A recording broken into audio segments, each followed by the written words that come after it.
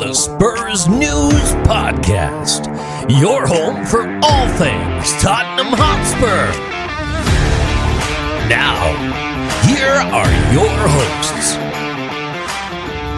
Hello everybody and welcome back to the Spurs News Podcast. I am Sam. Joining me to discuss the season and all the recent events, it's my current partner in crime, it's Stefan. Hey buddy, how's it going? Yeah, I'm good, man. Yeah, and how's yourself? Oh my god, I have a bit of a sore throat this morning, so I'm kind of taking all my Strepsils and other cough sweets are available in the market. Yes, they're not sponsored. And hopefully, no, I tell you, this year the amount of colds I've had, they could do. Yeah. But no, I'm gonna get my way through it. So I'm gonna keep muting myself every time I start coughing. But apart from that, you're gonna soldier through manfully, is what you're telling me. All right, I am. Yeah. What a hero you are.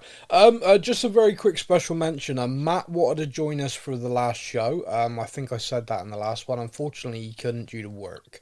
The stupid world where we have to earn money and not just sit and chat with our friends about football. I think it's disgusting. That is the reality, but it is sadly the reality. My boss is fuming. Every Tuesday, my boss is fuming about podcasts. Yeah, it helps. My boss is my wife. It helps, but not the point. I was about to say the fact you're sleeping with your boss helps. So this is going to be a bit of a packed show. We got a lot to get through, so I'm going to dive straight in. I don't know why I went into a slightly Aussie accent then. Perhaps that's because the team are out there at the moment. You're just trying to blend in. Yeah, I'm sort of gearing up. This is episode 238. And we are going to start by talking about that Man City game. So the last podcast we did, which anyone who listened to will hear it and possibly be a bit like, oh, that made my brain itch. Me and Stefan were talking about the feelings going into the Man City game around wanting to lose, but not wanting to lose, but maybe not wanting to win. Okay, we want to win, but it wouldn't be the worst thing in the world if we lost. And generally, we tried to talk our way through all of the feelings, all of the kind of mixed emotions, and kind of talked about the perception and how the media were presenting it and things like that. So It was a very confused show. And when I edited it and I listened it back, I was like, oh, wow, I know I ramble sometimes, but this is probably the most rambly, nonsensical show I've ever recorded. So, based on some of the feedback we had, I wasn't alone in thinking that, so apologies. But I think it kind of sums up, not nicely, but it kind of summed up the feeling amongst a lot of the fan base, which was, look, I never want us to lose, but at the same time, I really don't want Arsenal to win the title. I mean, yeah, don't get me wrong. I wasn't doing the Poznan in the stands. I wasn't that kind of. No, and I do think a lot's been made of that. So I do just want to sort of circle that and say, you know, that stadium was practically sold out, 60-odd thousand. So 50-odd thousand were Tottenham fans, and there were two. So it's. We spoke about it, and I think, you know, you have to remember that we are the fan base that once at Liverpool celebrated with scored a goal when we got a corner. Like, as a fan base, gallows humour is kind of like our niche. Yeah. We're very good at, you know, we're very good at self-deprecation and having fun out of bad situations. Tottenham fans are born into this. Yeah. And I think there was a lot of that in the days beforehand, and I think there was probably quite a lot of that during the game itself.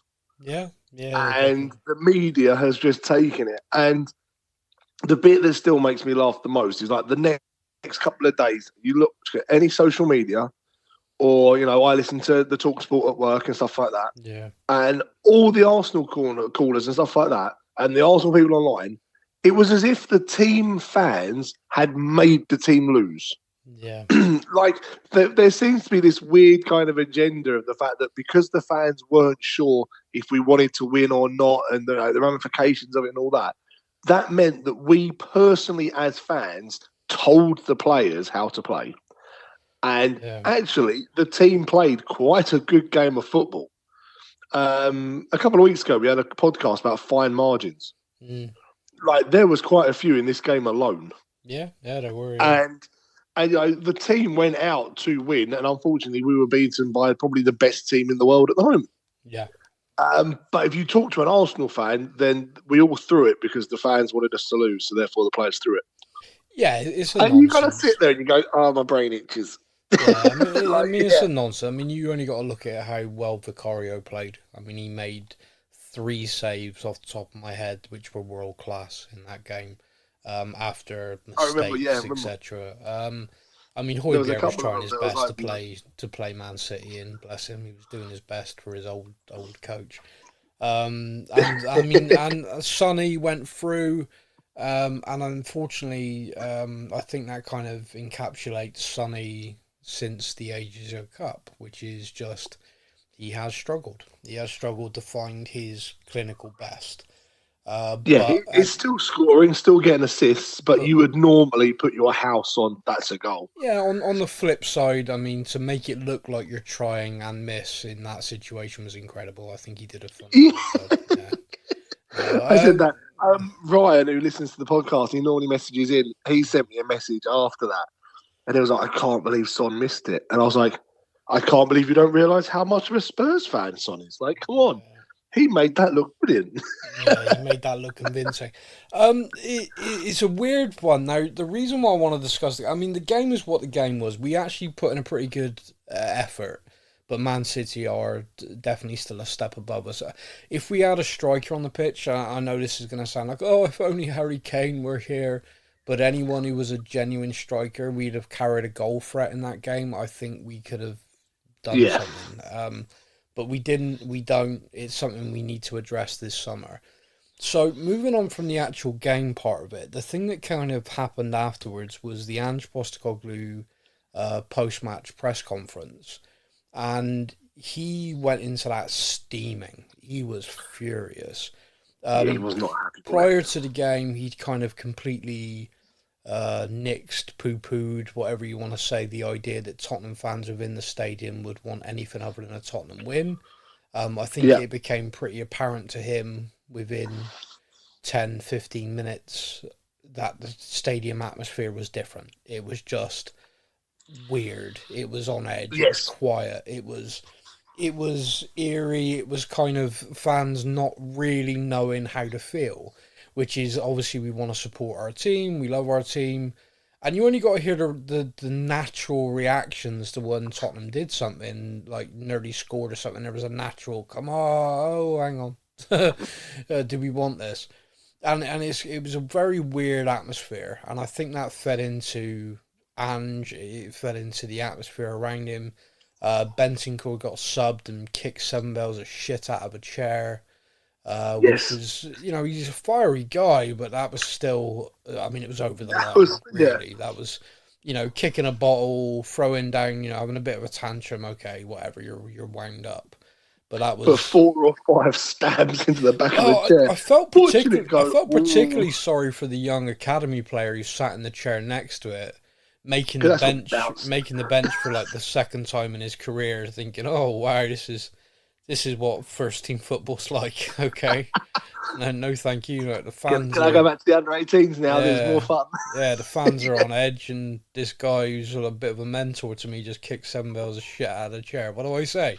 I mean, I'd love to know what he did say. I'd love to know when he sat down if he just went, something vexes thee. So, is everything all right? Yeah. Are you okay? Yeah. Oh, okay. Yeah, you were playing well. I don't know why you came off. Whoa, he's gone again. So I think that was the biggest problem, wasn't it? He was actually playing one of his best games. He was, but he'd also got booked and then nearly got sent off when they scored because he was going to bring the player down, and he couldn't, and that's how they got past him. And then obviously they got the goal. So Ange recognised that and took him off, which the player himself also would have recognised, but in that moment was pissed off. But that's life. So Ange does this press conference, and me and you talked about it before. We were like, this could be bad. Like, Ange could be pissed. This could be bad. And I was kind of like, oh, please just go in there and be kind of like, what you've done all season. Fans can feel what they feel, mate. I was trying to win, whatever. And if he did that, I'd have just been like, great, okay, it's done, move on. But he didn't. He went in kind of Conte-esque mini rant of the foundations are fragile and all this crap. It really pissed me off. I mean, like, really pissed me off. It really did. Yeah. I mean, like, yeah, I was really, really pissed off. And Me and Dan in the group chat will testify. Yeah, and yeah, Laura. I was furious, and the main reason for that, and I think it's taken me, to calm down and kind of wrap my head around it, is we appointed after Pochettino left, we appointed Jose, we appointed the other one, we appointed Conte. And one of the running themes across these guys, the other one possibly he just wasn't interested because he knew he was like 20th choice, but was going to pick up a check for all of 10 games. But the other two, I don't know what the modern parlance is, gaslighting or whatever, but just this kind of, I am better than this club. I am doing you a favour being here. You are all shit. I'm amazing. God, you're so lucky I'm here. You should all just shut up and do whatever I tell you to do. And there was an element of me with those managers, because of their reputations and everything, and because of the squad that I looked at and perceived to be in a very good squad, I kind of was like, okay, I've got to try and get on board with this. I've got to try and get on board because these are guys who have won everything everywhere, proven this, that, and the other. So I'm just going to sort of take it, if you like. But at the end of the day, it's in essence an abusive relationship. We're just being told constantly that we're crap. And it was only when sort of coming out the other side of it, and Ange Postecoglou came in and started doing press conferences where he was talking about, the fans get to feel how they feel, it's their club, not mine. And he basically gave countless press conferences of, I'm happy to be here. I don't want a player who thinks of this as a stepping stone. I will speak to the players when we sign them. If they're only joining us for Champions League football, they can sod off because that's not what I want. And I'm kind of like, wow, this is how it feels. this is what it's like. Yeah, this is what a good relationship feels like. This is where something's non-toxic. And for him to then go to Conte level, vague, bullshitty press conference really annoyed me. Because you only got to then look at the online fan narrative is, oh look, we broke another manager. Only it took him a season and he hates us. And I'm just like, I was angry. I was annoyed because I thought there was such a easier, better way he could have dealt with the whole situation. Going into it, the fans can feel how they feel. We're trying to win. We try and win every single game. We're professionals. I think you and the media are making a big deal out of this. Of course, the Tottenham fans are going to feel conflicted. They don't want Arsenal to win the league, but we're professional athletes and we're there to go out and try and win a game of football. Then after the game, they're entitled to feel how they feel. Obviously, I want to focus on winning, and I want to take this club to a place where the fans don't ever have to feel this way again, because we'll be fighting for the trophies. Yep. Bang, done. You're sorted. Not one fan's pissed off. No one's divided. If anything, you've brought everyone back together again. But you went on this sophomoric, moronic rant about the foundations being fragile, mate.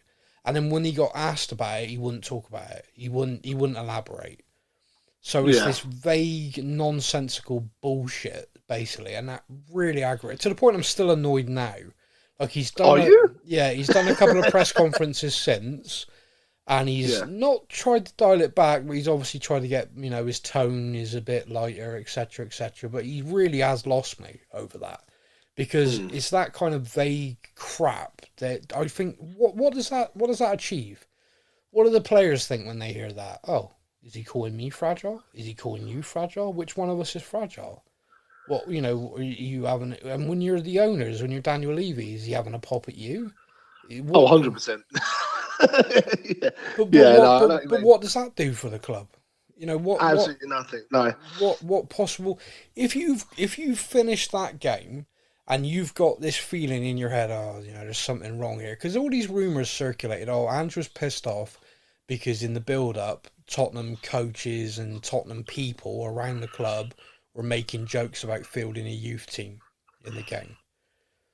Well, I'm sorry, but the making jokes is the key fucking sentence in that.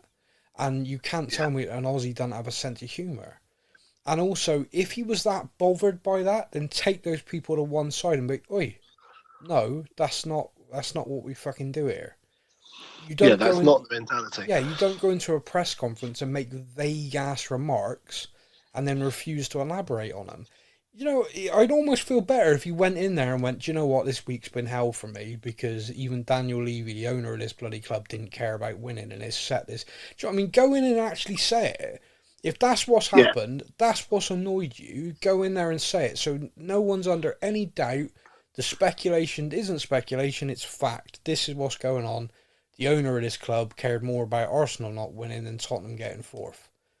But that ain't the reality. The reality is there's no way on this earth the owners would have been anything other than please try and get us Champions League football because of the money. We all know that. It's not about... Yeah, let's be honest. If there was ever going to be a motivation for Enoch and Levy, the paycheck is going to be the one. Yeah, they don't Arsenal winning a trophy, no, they don't care. They don't give a flying fuck about that. So there's no way it came from them. There's just no way. So this vague nonsense that he came out with has now left everyone just speculating. And all that good feeling and goodwill that had been built up over the season hasn't vanished in one press conference, but it's been tainted, it's been tarnished. You know, this is the guy who for an entire season told us all as a fan base, top four didn't matter. Champions League doesn't matter because we're aiming for bigger things. That's the bit from that press conference that actually got me more than anything else. Okay. The fact that we had an entire season, top four is not a target. Yeah. Like, top four to Ange, top four is kind of like that thing that happens when you don't actually get to where you want. Yeah. You know, we're aiming for the title, and if we get the top four, then I didn't get the title. So, whatever. It's kind of a consolidation sort of thing. Yeah. And then in this press conference, he's kind of saying, we don't want to get anything. I just want to win and be successful. And, it's all fragile. And it was always like, wait a minute. Are you now pissed off that we're not in the top four when you've been saying for the whole season it doesn't matter? Yeah. Like, that was the bit to me that I was like, no, wait a minute. That's a weird take to go on. He so from my take on that annoyed me is that if you go an entire season telling a fan base, look, top four isn't the measure of our success, do not focus on that. We are trying to build something to win things. That's not going to happen right now because we need more windows, and we've all kind of gone, okay, we accept that. It is a big rebuild. 3 to 4 windows. The windows, every window so far, we are seeing changes in development. Players out, players in. Okay, that's great. Yeah, the summer is going to be a bigger one, of course, than January. So okay, we can see that, and we understand what he's saying. He's saying we want to challenge for things. Top four isn't our target. Yeah, okay, we all get that. So for the whole season, we've had this kind of mindset of it doesn't actually matter. We finish 6th, 5th, 4th. It doesn't really matter because obviously Europe would be great, but it's about the developing, changing the squad, changing the entire footballing philosophy of the football club. You cannot be more night and day between Ange and our previous 3 managers in terms of how the football should be played. It is completely different. So any players that have been in the side, like a Højbjerg, for example, who's been here since Jose, it's going to be a massive struggle for them. Oliver Skipp's come through the academy, but as a senior professional, he's played under Jose, Conte, the other one. He's got to adapt. So there's like a massive amount of players in the squad. Even if we look at them and go, they're good squad players, they can play pro. They just don't know Ange ball at all, and it's completely alien to them. And there's the things that you got, the people that have been here since the Poch time. Yeah. Like Poch played a more attacking style of football. Yeah. They've then had that literally trodden out of them entirely by Jose. Yeah. The next guy came in and kind of consolidated what Jose was teaching. And then Conte came in and kind of then really drove home. No. 5 at the back, defence. We'll hit on the counter. Yeah. And, so they've had all of what they had before trodden out of them completely. Yeah. And then Ange walks in the door and goes, fullbacks, number 10 position. Get up there. Fuck it. Go on. And you go like Ben Davies, for example, who's gone from being a fullback to a centre-back to an inverted number 10 left-back. Yeah. And he must be sitting there going, what the fuck is going on? I mean, completely baffled. But But my point is, he does that the entire season, so the fan base is now, okay, yeah, we get that. All right, fine, you're right. Where we finish this season isn't as Yeah, important as the rebuild and getting everything right. So we are on board with that. So when you get to this situation where we've got this final game of the season, which is a rearranged match, of course, if this had happened earlier in the season, the press wouldn't have had any involvement in it, but they did because of when it was. So we've got this match against Man City. Is it a surprise when you've spent the entire season telling us where we finish doesn't matter, it's about the rebuild, that all of a sudden none of us give a shit about where we finish and we just would rather Arsenal didn't win the league? yeah, we're all actually looking Why? forward to the transfer window, not Yeah, really what happens at the end of this bit. Yeah, yeah. Why is that a surprise to anybody? And this again is what pissed me off. You've gone into that room angry at the fans, like we're reacting to some alien thing, like, oh, I was manager of Celtic, I understand rivalry between Celtic and Rangers, but this wouldn't have happened up there. Well, I'm sorry, but in Scotland, either Celtic or Rangers win things. They are competing against each other. This is completely friggin' different. This is, we weren't in that competition. If we were in the title fight, do you think that Tottenham fans go into that thinking, oh no, if we win, then it's between us and Arsenal on the last day? And no one gives a shit about what they're doing. Everyone's focused on us. But we're not in the title fight. We're not really in a chance for top four because it was out of our hands.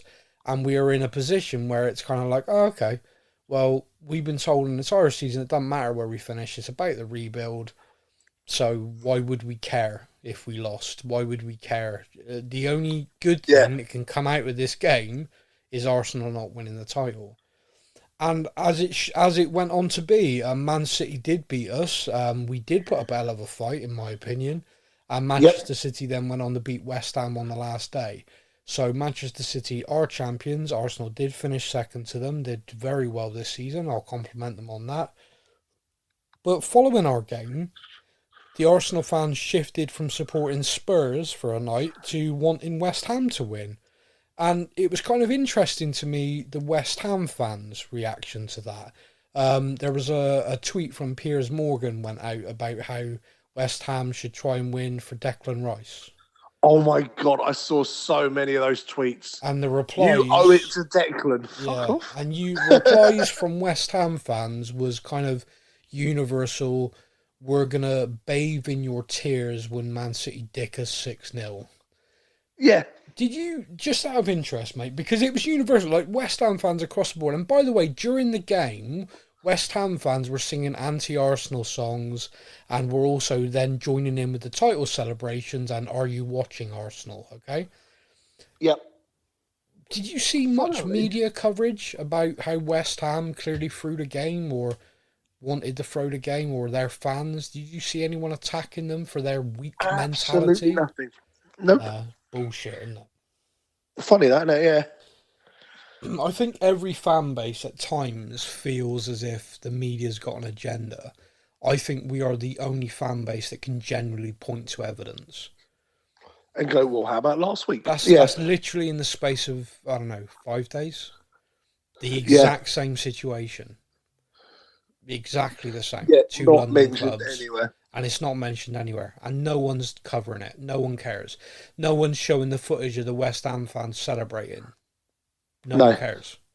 No one in Sky was zooming in on it. No one was kind of trying to find a West Ham fan in amongst it enjoying themselves. But that's what happened. You only got to look online to find all the phone video and everything. They had a great time. Yeah. And they were singing songs about F.U. Declan Rice won more trophies at West Ham. Which is true. Yes. He has. Yeah.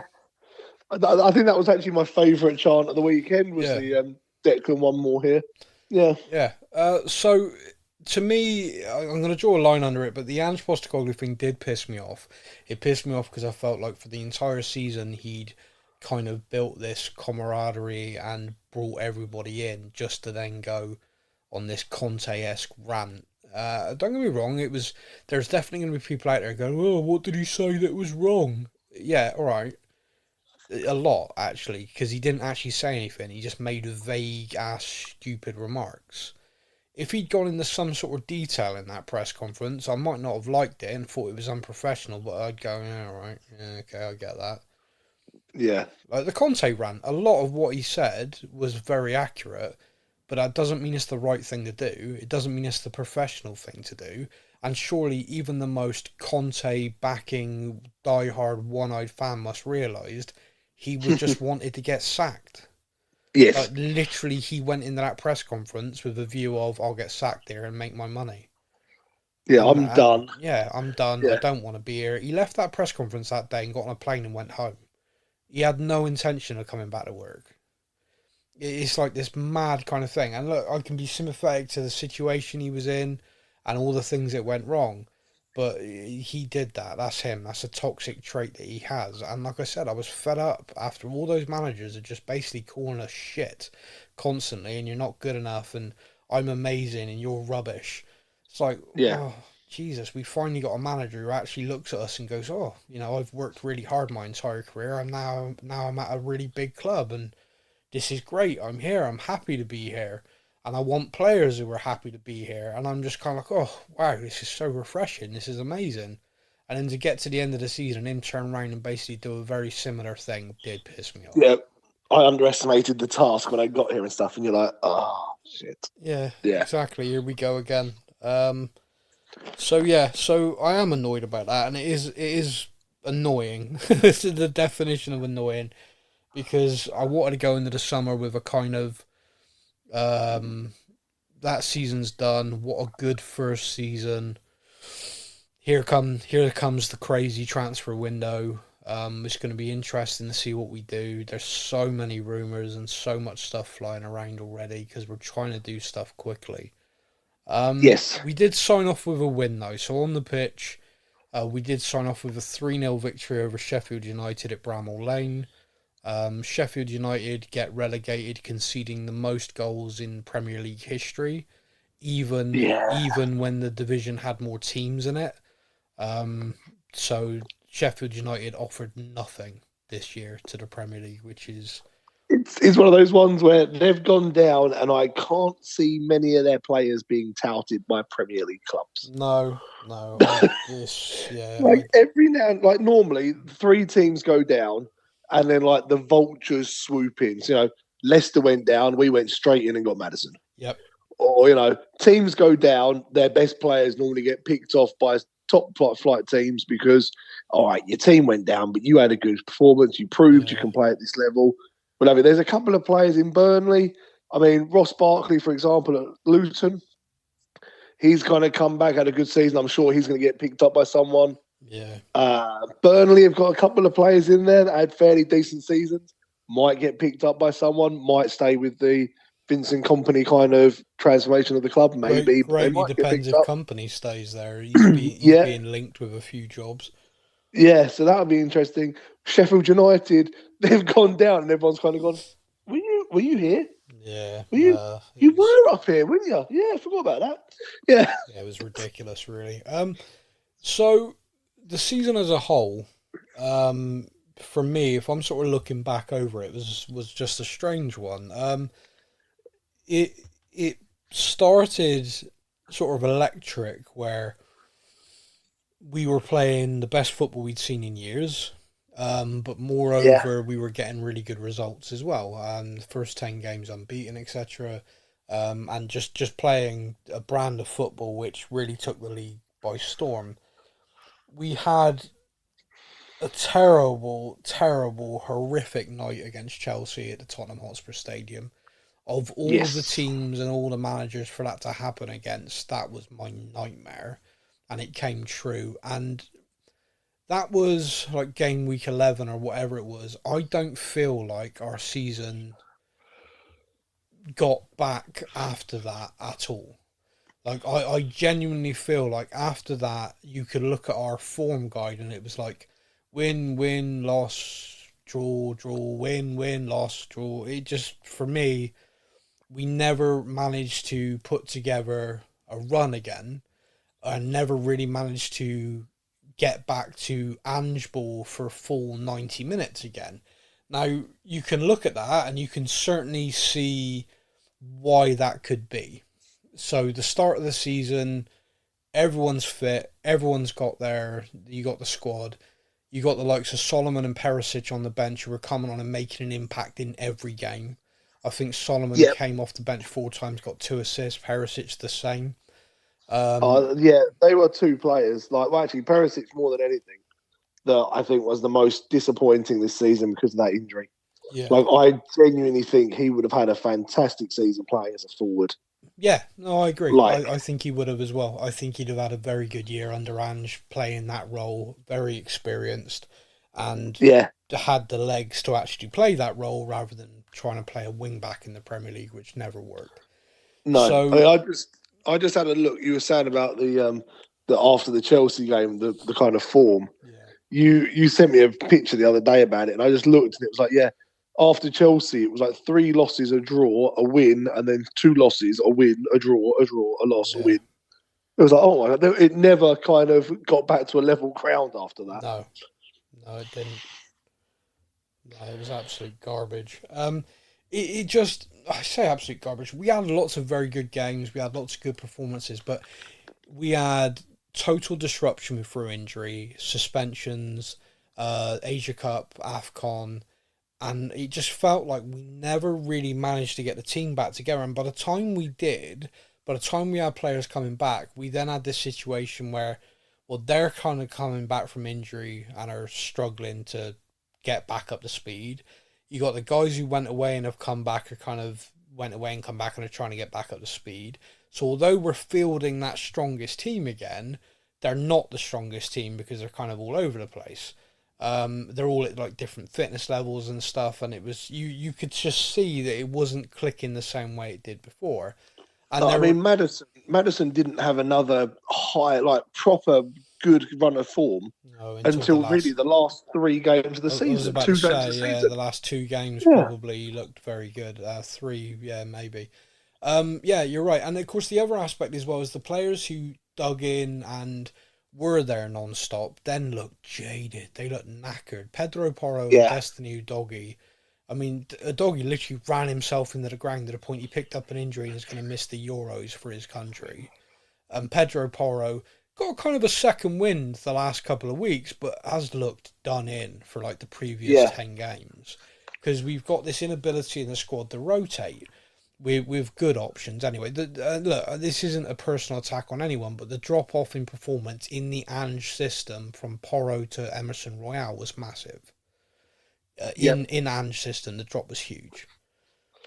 I cannot give anything but credit to Royale for this season. He's played in 3 different positions. Yeah.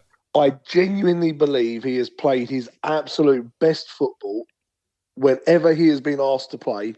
He has put 120% in.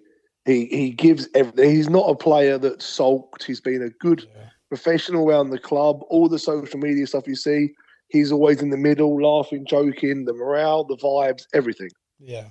And I have got absolutely nothing but respect for the fact that he did step up as a centre-back. He stepped up as a left-back. However, as a purely kind of non-biased looking at the squad, where do we need to improve options? Yeah. Royale is unfortunately a player who I go, thank you so much for this season. You gave everything you could. However, go be a starting fullback at a team that plays fullbacks. Go have a good career. And we need to bring in someone who can rival Porro. I think that's the key thing. His role in the squad is to be a rotation, is to push Pedro Porro, and he just can't do that. No, not in this system. He goes to a club that plays proper fullbacks at the back. I say proper fullbacks. You know what I mean? You stay out wide. They play a different way to Ange ball. Yeah. Yeah, and he'll probably look really good there. There's quite a few Premiership clubs he could go to and play really well. I know he's been linked to some really Juventuses and AC Milan and stuff at Bayern Munich and things like that. He's been linked to these really big clubs, and you're like, in their style of football, he could go there. He's still only 24 or so. He's still young. Yeah. He could go there and have a good another 8-9 years as a really good professional in a really high club, But in this system, we need replacement because they need to be playing Ange ball. And I think my biggest apology of the season actually goes to Pedro Porro, because last summer I was selling him. Yeah. And this summer I'm like, no, give him the number 2 shirt. He stays forever. Like, yeah, the guy is just absolutely Tottenham or through and through. Like, his celebrations, you can see, like, it's straight. He grabs the badge. He's like, he loves it. And I'm like, yeah, okay, actually, I'm sorry. I wanted to sell the you. thing I like about him is he celebrates defending like he celebrates his goals. Like, I see him put a block in and he goes wild. Him and Romero on the right side are like the Bash brothers, kind of psychotic. So funny. I just want to point something out as well really quickly. In the Sheffield United game, Emerson Royale got kicked and went down injured, right? Now, Emerson Royale, with the greatest love and respect to him, didn't really get hurt, but he was having a good roll around. He was being very Brazilian. A few Tottenham players are sort of looking down at him like, oh, bloody hell, come on, get up. This is getting embarrassing now. Johnson runs straight over to him, crouching down. Are you okay? QT Romero strolls up, right? Literally just strolls up. If anyone hasn't seen this video, it's out there. It's amazing. QT just strolls up, casual as you like, and boots him in the ass. And as Royale looks up at him, and you can see he just obviously says, get up. And then kicks him again until he does get up. And then he just and then walks off. He literally just walked over to him like, I'm fed up of this shit. Kicks him until he gets up and walks off. It's brilliant. That's our vice captain, everybody, and I'm here for it. Happy. Yeah, I am very happy with that. I'm very, very here for it. In fairness, Romero's on my apology list. I will be honest. Yeah, but we all know you're a flip-flop when it comes to being a fan. So if he does something wrong in a couple of weeks, you'll be calling him shit again. Tomorrow night or tomorrow night, whatever it is, against Newcastle in Australia, he's going to thump someone. No, I'm like, there it is. He's not there. No. This is good to see you read the Facebook page that you co-manage. QT Romero is not there in Australia due to personal reasons, family things going on, and he's flown to Argentina. Anyone else who's not there has got an injury. That includes Højbjerg, who picked up a knock at the weekend, so they decided, it's not worth you flying, rehab it, because you ain't going to be able to play anyway. Yeah, we're going to fly you halfway across the world for you to sit there and watch. Yeah, it's kind of pointless. That was that. But yeah, Cutie's not there, but that's why. He's not injured. There's something going on family-wise. I hadn't seen that yet, I hope he's okay. I hope everyone's all right. Yeah. So the season as a whole, before the season started, we did some predictions. Oh, no. We're going to do this again next year, so if you're listening and you didn't get to play along this year, you can do it next year as well. But the admin team does it as kind of a thing we always do, but then we opened it up to some listeners as well. So I've got here the predictions where we do our final league finish, the top goal scorer, top assists, and will Ange still be the manager? Now, you can all laugh at that, but this is the first time we've finished the season with the same manager since 2018-19. Pre-pandemic. Yeah. Right. Jeez, yeah. So, I can tell you... That's a stat. Yeah. I can tell you that only one member of the admin team... I should say only one. A member of the admin team got our league finish correct. Do you remember what you said would be our league finish? I think I was really optimistic, and I was like, yeah, top 4. Yeah, you said 4th. Yeah. Laura also said 4th, and Matt also said 4th. I said you were a grumpy bastard, so you went like 8th or 6th. No, I went 6th, and I'm not. See, what's funny is we finished 8th last year, and I hated every minute of it. The football was dire. Yeah. And I looked at it, I had no idea what we were going to do, but I'd watched this video about how Ange plays football, and I was really encouraged by it. So I went 6th, and that to me was like being ultra optimistic. And then all of you lot were like 4th, and I was like, oh my God. Yeah, you guys can be pissed at the end of the season.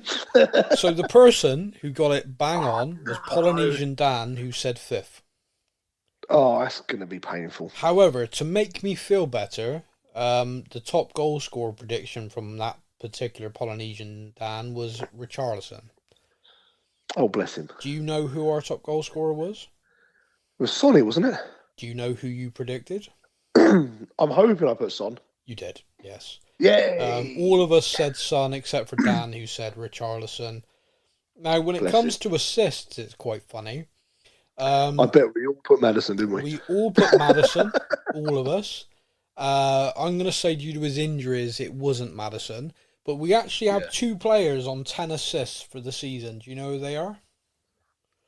Son and Johnson, isn't it? You are correct. Yes. Yeah. So Sonny and Johnson both finished the season joint top with assists. We've both got 10. And obviously we all said Andrew would still be a manager, and we were correct. So that is the admin team. Now, some of the listeners who gave us predictions were Barry Fowles, James Campbell, Tom Perks, Sorrel Church, and Island Brother. I know I could read your real name, but I'm not doing it. Don't ruin the illusion. Yeah. Now, out of all those, one of them got our league place right, and that was Sorrel Church. You said 5th. Well done.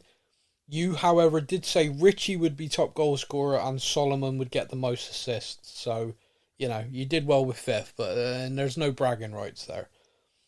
I'd love to have known if Solomon had the full season. Yeah. How his stats would have been. Everyone else, so Barry, James, Tom, and Island Brother all said Maddison for assists.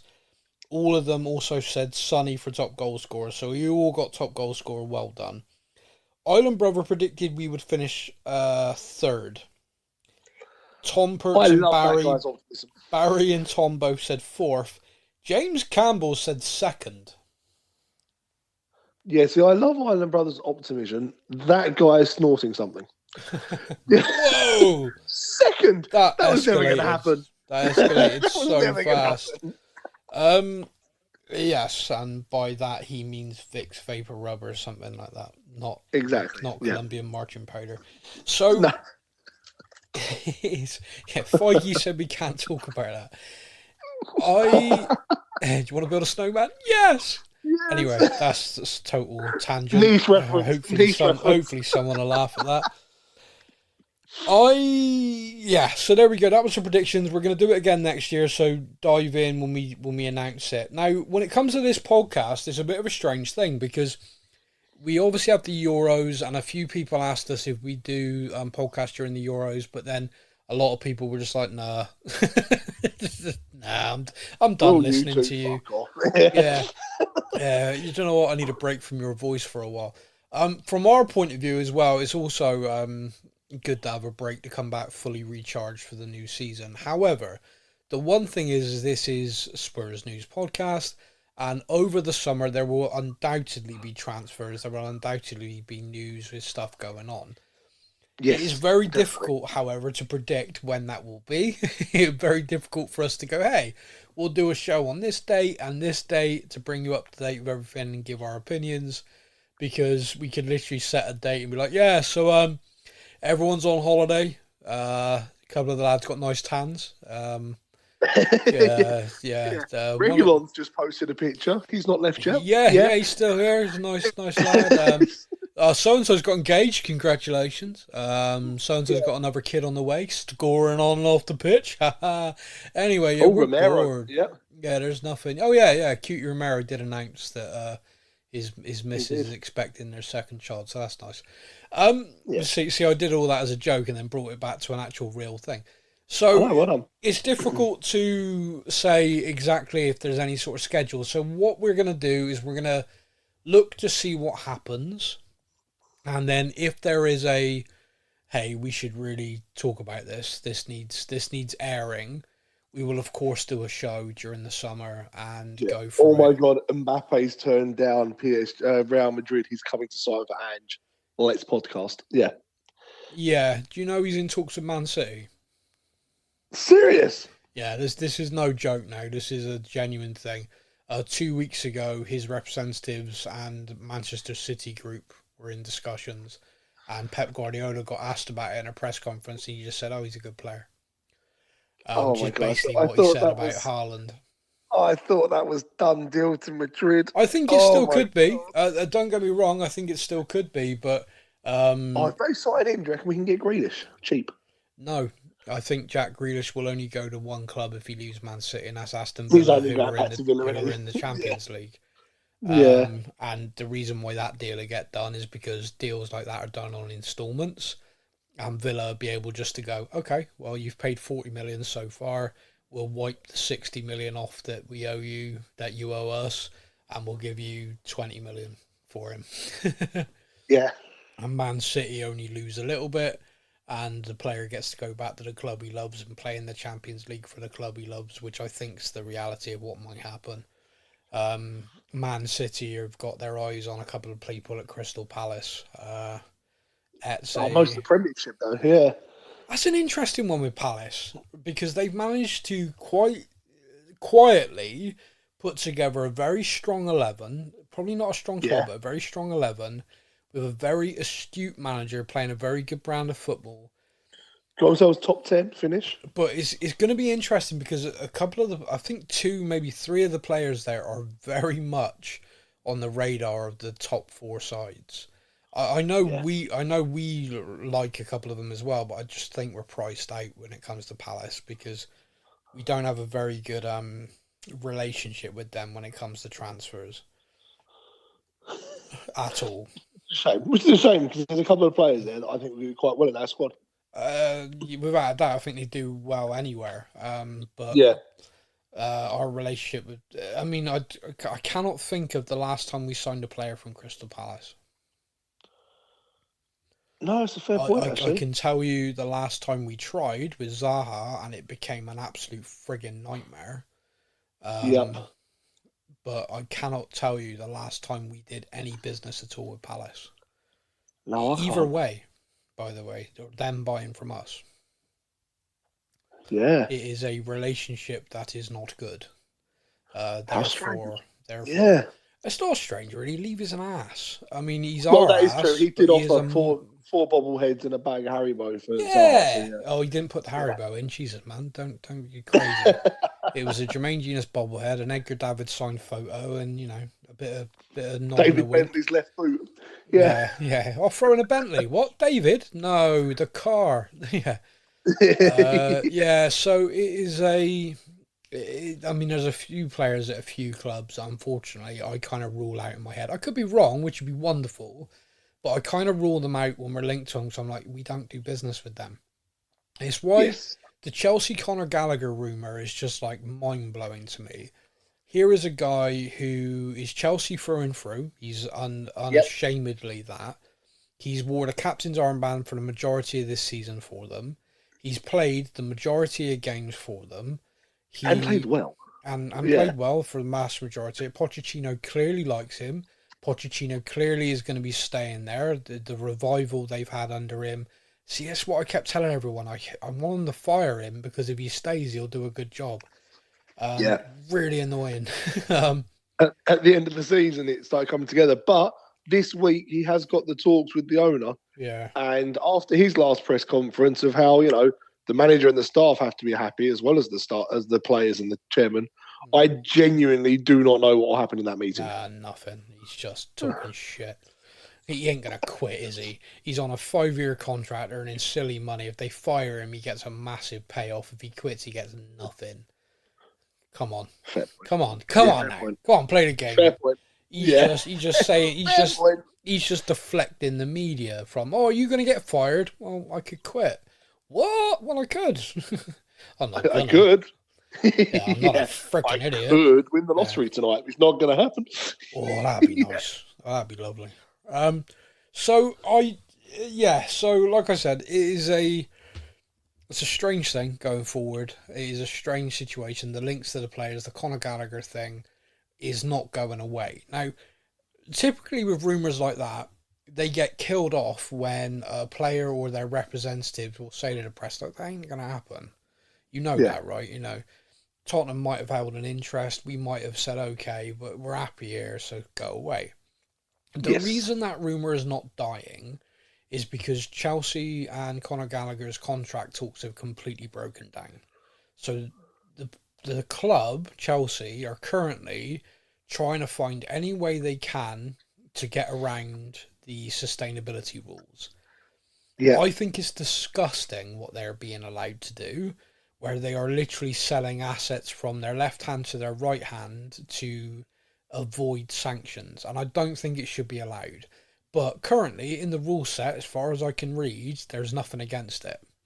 So there's probably going to be a change of rules based around this, but at the moment, I think they're going to get away with it. I think it's gross, but I think they are. Now, even if they do get away with it, that means they've got away with it for the last 2 years by doing this. They know that the gig's kind of up. So going forward, they have got to be a little bit more sensible with what they do. They have got to be a little bit. They can't just go, right, okay, here's a contract for this. They are restricted. So apparently the talks over the contract is kind of like them going, yeah, you can't have a pay rise. And you know that money you earn now, yeah, we need you to take a little bit less. Yeah, but you love the club, come on. So the player's agent obviously is stalling, and for me personally, I believe we have held an interest in him because he suits tangible down to the ground. But again, I think, and I could be completely proven wrong, his agent is using our interest to try and get the contract done. Because makes sense. the rumour is just out there all the time, constantly. And again, Tottenham and Chelsea. Now, I know this was due to Roman and Daniel Levy's big falling out over Frank Arneson all those years ago. And Roman's not there anymore. But we haven't done business with Chelsea in a long time. Like, there is no precedent there. There's no kind of... It just doesn't... It is. We aren't two clubs that do... You know, Chelsea and Arsenal, you know, suck each other off and swap players for fun. We don't have that kind of relationship with them. So it just doesn't seem likely that the Chelsea captain is going to join Tottenham this summer. It just doesn't seem likely to me because of all that. So, but that noise and that rumour will not go away. Yep. So yeah, we'll have to keep an eye on that. But there's loads going on. As you pointed out, Emerson Royale, there's offers from Bayern Munich, AC Milan and Juventus for him on the table. So he has a choice to make this summer. There are very strong rumours that Richarlison has the option to go to Saudi this summer. He had the option last summer and wasn't interested. Whether he is this summer will greatly dictate what Tottenham do in the transfer market when it comes to forwards. Yes. But that's an option to him. Højbjerg, there are several clubs interested. With another year down on his contract, obviously we're going to accept less money for him this summer, so he has that option. There's a lot. There is a lot of players available. There are a lot of different things going on, and the club are trying to do stuff as quickly as possible.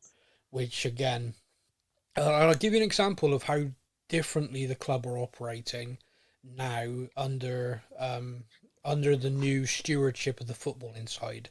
Everybody knows Levy's a control freak without a shadow of a doubt, and one of the big things I've been kind of waiting to see is how different things run under Scott Munn, because under Paratici as the director of all footballing operations, to me it didn't feel any different. Paratici was certainly doing things transfer wise, but when it came to player sales and we heard about Levy being involved in negotiations, etc., it's kind of like, okay, so what's actually changed? Scott Munn, he's just hired in a really good scout basically for Paratici. In essence, director of football working under the chairman. Scott Munn came in with a very different remit to that, a much higher board level position, and we were told, complete control over the football side of Tottenham Hotspur. Initially, we've seen some differences in how we do our business early now, not waiting, which is great. But another key difference that I've just seen, which makes me realise, okay, we are in a new era, is the Ryan Sessegnon situation. Now, Ryan signed with us from Fulham on a 5-year deal with a club option to extend that by a year. So, in essence, it could have been extended by another season. That deal expires this summer. He has been injury ravaged the entire time he's been with us. 5 years of his career has gone nowhere. But the club do have an option to extend that deal and sell him and get a fee. It might have only been a small fee, but had the option to do that. They've not. They're releasing him. Daniel Levy would never. Daniel Levy would think I could get 3 to 5 million for him, and probably could have. But Scott Munn is just, no, we need the space, get out. You've done nothing. I And do. I feel so sorry for Sessegnon. I really do. Like, as a player, he would have fitted this this system down to. He started off as a winger, yeah, moved to a fullback. He has all the attacking and defensive skill sets you yeah, need to play that role and really challenge yeah, Destiny's position. agreed. And unfortunately, his body just hasn't allowed it. No, I And agree. I I really agree. feel sorry for the kid. I Because, again, he's still quite young. And uh, I really hope he goes off and has a really good career elsewhere. I think he goes back to Fulham. Quite possible, yeah. A 5-year loan, 25 million quid. Happy days. Yeah. I think I read somewhere due to all the way deals are structured with bonuses and stuff. We actually ended up paying 12 million for him because he's just not played. Yeah. He's just not Yeah. played for us, which is shite for Fulham. But if they get him back and he's a good player for him again, I imagine they'll be happy. But yeah, no, I don't know where he's going to go, but he has nothing but love from me. I just think he's had just the worst luck. And also, you got to remember that he signed in the summer, Pochettino's last summer. He was one of Pochettino's last signings, so he came in to play. It was him and Lo Celso. Yeah. To play him, Lo Celso, and Ndombele.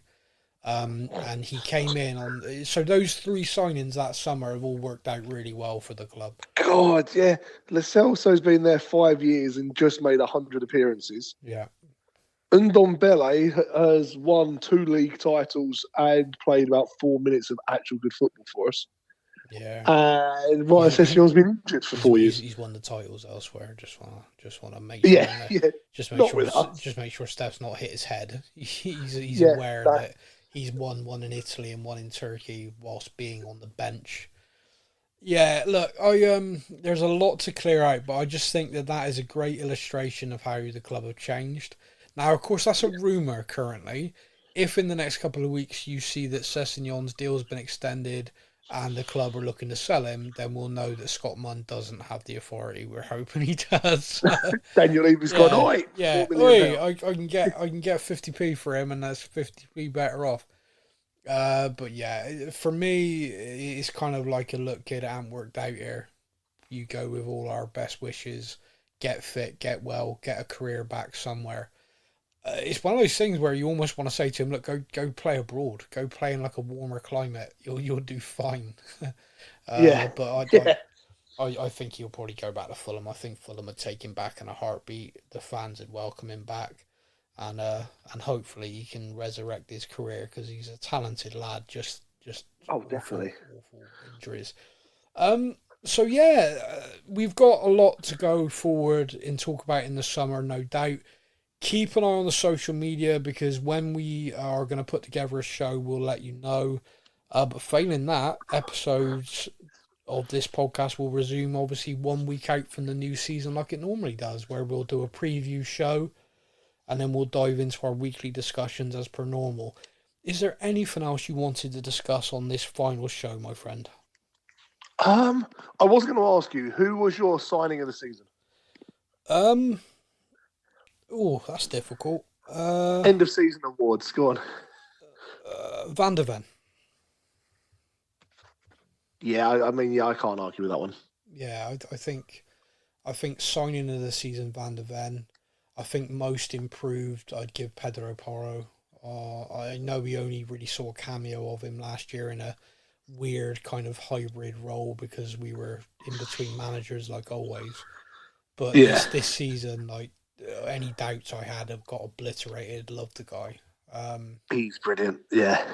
A young player, Destiny Udogie, was just sensational for us, and I didn't know that he'd be that. I thought Destiny was incredible. My young player actually goes to Sarr. Yeah. I think he has been phenomenal. He's gone from he was out on loan, he's come in, and he has just taken to Angeball, and I think he's been fantastic. Yeah. Only reason I go Udogie over Sarr is consistency in terms of being in the team. Sarr went off to the AFCON, etc., which is not disparaging to him or anything, but Destiny's been in it and literally ran himself into the ground. So that's the only reason why I'd go him over him. But yeah, Sarr's also been sensational for us this season. He's a Sarr boy. Very level-headed, very good player, smile on his face like Sonny. And the upside to him is huge. Like this season in the Premier League, playing as much as he has, I think over the next 2 seasons we're going to see just how phenomenal he can be.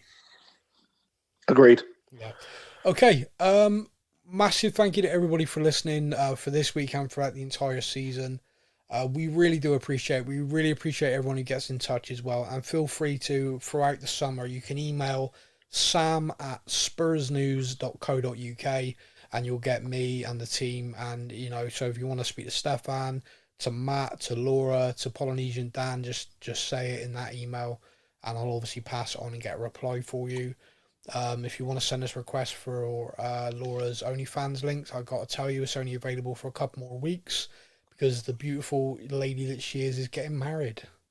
So, do you reckon she's married an Aston Villa fan?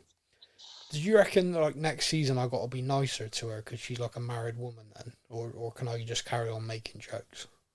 I'll carry on with the jokes. Yeah, okay. Yeah. It depends. She gets married in a couple of weeks. Did you get an invite? Fair point. No, I didn't. No, yeah, but she did.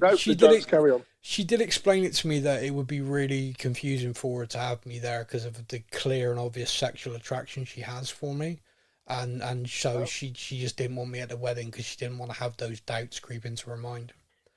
Makes sense. Yeah. She went into some detail about that. It was a very long, detailed conversation, and I was like, oh wow, you're so flattering to me, and she just kept giving me compliments. Yeah, it was a bit embarrassing, but Or it was fuck off, I don't like you. One of the two. I can't remember which one it was, but it was definitely one of those two. Anyway, thank you so much for everybody for listening. Thank you so much for putting up with me for an entire season again. We will be back next year, for next season, which will be later this year. That always really cocks me up. It's next year. No, it's not. It's like in 2 months. It's not, yeah. I tell you what, the Premier League fixtures are released someday in June. We'll do a show after that. So when the Premier League fixtures are released, we'll do a show talking about the fixture list and talking about what's going on at that point. There you go. That's a good idea. So look out for when that is, and we'll do a show around then. Keep an eye on social media. We'll confirm it. But like from me, have a good summer, everyone. Stay well, stay healthy, and come on, you Spurs. Come on, you Spurs. Thank you for listening to the Spurs News Podcast. We hope that you enjoyed the show. Stay up to date with all things Tottenham. Follow us on social media. All links are in the podcast description.